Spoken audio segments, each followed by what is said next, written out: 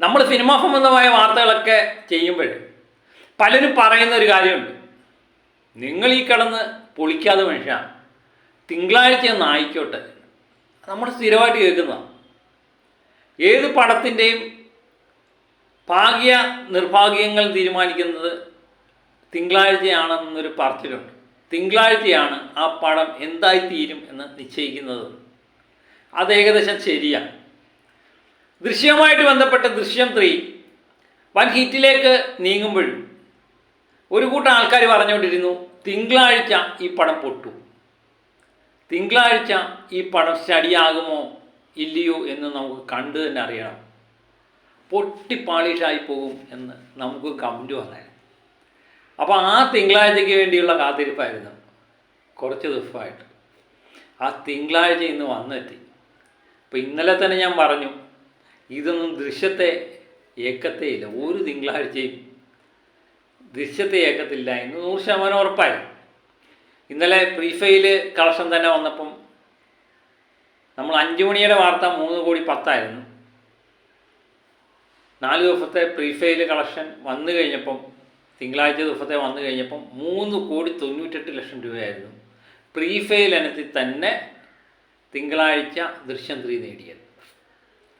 അങ്ങനെയെങ്കിൽ നിശ്ചയമായിട്ടും 6 കോടിക്കടുത്ത് ഈ ചിത്രം നിസ്സാരമായിട്ട് കടക്കുമെന്ന് 100% ഉറപ്പാണ്. 6 കോടി കടക്കും എന്ന ഏകദേശം ഉറപ്പാണ്.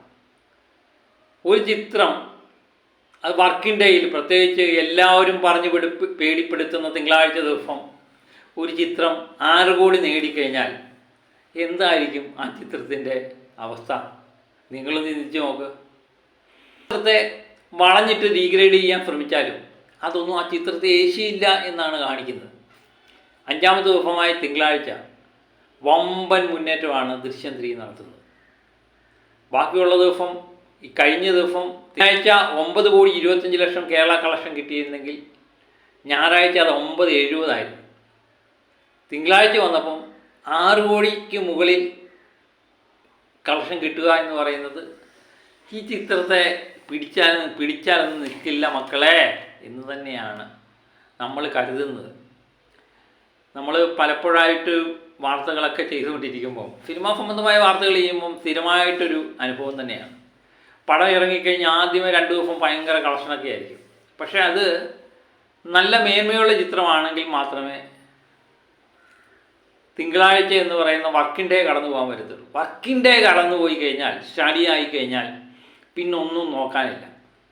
ദൃശ്യം സംബന്ധിച്ച് ദൃശ്യം 100 കോടി 150 കോടിയൊക്കെ കടന്ന ദൃശ്യം ഇനി എന്ത് സംഭവിച്ചാലും ഒന്നുമില്ല. എങ്കിലും തിങ്കളാഴ്ച ദിവസവും ഇത് പിടിച്ചു നിൽക്കുന്നു എന്ന് കാണുമ്പോഴുണ്ടല്ലോ, ദൃശ്യം 200 അല്ല 250 കോടിയിലേക്കുള്ള ജൈത്രയാത്രയിലാണ് എന്ന് നിസ്സംശയം പറയാൻ പറ്റും. ഇപ്പം നമ്മൾ ബുക്ക് മൈ ഷോയിലെ ടിക്കറ്റ് നിലവാരം നോക്കുമ്പോഴും ഏകദേശം 10,000 മുകളിൽ ടിക്കറ്റ് മണിക്കൂർ വിറ്റ് മാറുന്നുണ്ട്. ചില സമയത്ത് അത് 12,000 13,000 ഒക്കെ മാറിയതായിട്ട് കാണും. അങ്ങനെ ബുക്ക് മൈ ഷോയിലെ ഒരു തരംഗം സൃഷ്ടിക്കുന്ന ദൃശ്യം 3 ബമ്പൻ ഹിറ്റിലേക്ക് നീങ്ങിയാണ്.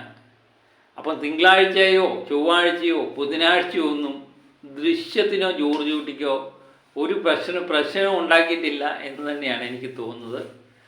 ഇന്നും 6 കോടി തന്നെ നേടും. വേൾഡ് വൈഡ് കളക്ഷൻ എനിക്ക് തോന്നുന്നു ഒരു 20 കോടിക്കുള്ളിൽ നിൽക്കുന്ന വേൾഡ് വൈഡ് കളക്ഷൻ ആകാം ഇന്നുണ്ടാകാൻ പോകുന്നത്.